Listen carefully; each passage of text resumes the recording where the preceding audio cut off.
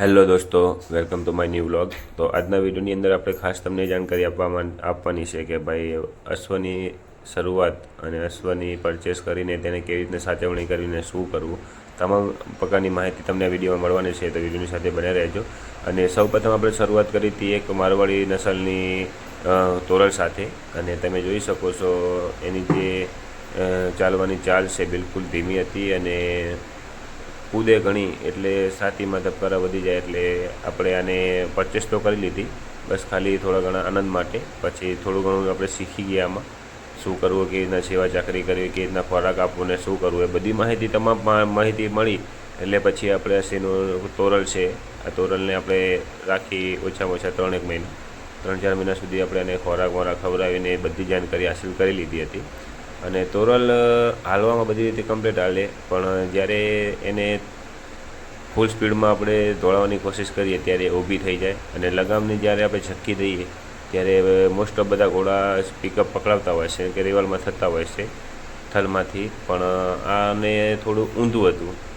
કેમ કે જ્યારે આપણે આને પિકઅપ પકડાવવા માટે લગામની છક્કી દઈએ ત્યારે ગાઈસ મોસ્ટ ઓફ એ ઊભી થઈ અને 2 પગ આગળના ઊંચા કરીને કૂદકા મારતી હતી.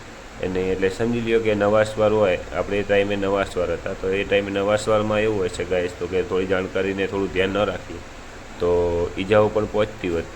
એટલા માટે આપણે આનાથી થોડી સ્કીપ કરી, કેમ કે અતિ થોડી તોફાની અને ઉંમરલાયક. પછી તમે જોઈ શકો છો રેલીમાં લઈ ગયા ત્યારે તેનું પરફોર્મન્સ કેવું હતું. કેમ કે ભીમરાવ આંબેડકરની આ રેલી છે ગાઈસ, અને રેલીમાં શો માટે આપણે આપણી તોરલને મૂકી હતી. અને જોઈ શકો છો આ તોરલ આવી રહી છે. રેલીમાં થોડા નખરા તો કરતી જ હતી, તમે જોઈ શકો છો પાછી પડી રહી છે. એટલે આમાં આવું જ થતું હતું ગાઈસ, થોડી ચાલે પછી કૂદકા મારે ને જ્યાં ત્યાં આડી અવરી નીકળે. એટલે સપોઝ સમજી લો આટલી બધી પબ્લિક છે તો કોઈ પણ ઈજા પહોંચાડે. એ પ્રમાણે આપણે એનો સોદો કરી અને પછી એક સિંધી નસલની સીનું લઈ આવ્યા. અને સીનું એ વખતે ઓછામાં ઓછી 32-33ની દેવાલ ચાલતી હતી, તો આપણે એની દેવાલની સ્પીડ જોઈ અને આપણે એને પરચેસ કરી હતી ગાઈસ. અને પરચેસ કર્યા પછી તમે જોઈ શકો છો એને લોડ કરવા માટેની કોશિશ કરી રહ્યા છીએ, પણ સિંધી નસલ છે એ થોડું પણ રિસ્ક ના લે. કેમ કે એને જે પ્રમાણે અનુકૂળતા આવે એ પ્રમાણે જે સેટ થાય છે. એવી પ્રકારની સ્થિતિઓને કારણે આપણે ઘણી મહેનત કરી હતી એને લોડિંગ કરવામાં. અને એ દિવસે આપણે ઘણા ખુશ હતા ગાઈસ, કેમ કે સિંધી નસલની પહેલી ઘોડી ફક્ત આપણા આંગણે આવવાની હતી. તો ખુશીનો અનેરો આનંદ હતો. અને આપણું આ બીજું અશ્વ હતું આપણા આંગણે. એટલે જોઈ શકો છો 59+ હાઇટ છે. એની હાઇટ સ્ટ્રક્ચર, બોડી સ્ટ્રક્ચર કેવું છે, નાક નકશી પણ સારી એવી મસ્ત મજાની કોમેદ કલર. અને 4 પગમાં 3 પગ ધોયેલા અને 1 પગમાં થોડી ખૂંટી. એ પરચેસ કર્યા પછી આપણે તોરલને સેલ કરી દીધી. તોરલ આપણી પાસેથી વહી ગઈ. તો કેમ કે એક બજેટથી બીજા બજેટની અંદર આપણે પૈસા ચૂકવવાના હોતા હોય છે, એટલે એક આવે ને એક જાય એ વ્યાજબી છે.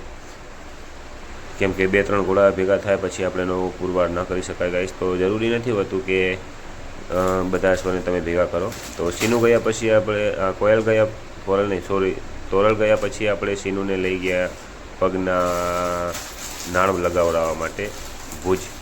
તમે જોઈ શકો છો પગની નાળ લાગી રહી છે સીનુના પગમાં. અને બહુ અત્યંત મસ્ત મજાનું આનંદદાયક આ દ્રશ્યો હતા. મેં ફર્સ્ટ ટાઈમ મારી જિંદગીમાં જોયું હતું, એટલે મને મજા આવતી હતી કેવી રીતના કારીગરી, કેવી રીતના કામગીરી કરી રહ્યા છે આ ભાઈ. અને બહુ સારી એવી મસ્ત મજાની કામગીરી શરૂ થઈ રહી હતી. અને નાળ લગાવ્યા પછી આપણે એને થાણી હતી એટલે ઘોડા સાથે મીટિંગ કરાવવા માટે લઈને ગયા. ઘોડો પણ સારો એવો યુપી રેસનો રુસ્તમ ઘોડો હતો, જેના પાસેથી આપણે આની ફીડિંગ કરાવી હતી ગાઈસ. ફીડિંગ કરવા માટે તમે જોઈ શકો છો કે ત્યાં કેટલા અશ્વો ઊભા હતા. એક આપણે અબલગ છે, બીજી 3 સિંધી નસલના ઘોડાઓ હતા. તો સારી મજાની ઘોડીઓ ત્યાં બાંધી હતી. અને તે પણ તેમની પાસે ટ્રેનિંગ માટે આવે છે ગાઈસ. તો કેમ કે તેમને ટ્રેનિંગ દઈ અને સારી એવી રેવલ ચાલતા શીખવાડે છે. 33+ બધી રેવલ ચાલતી હતી અત્યારે.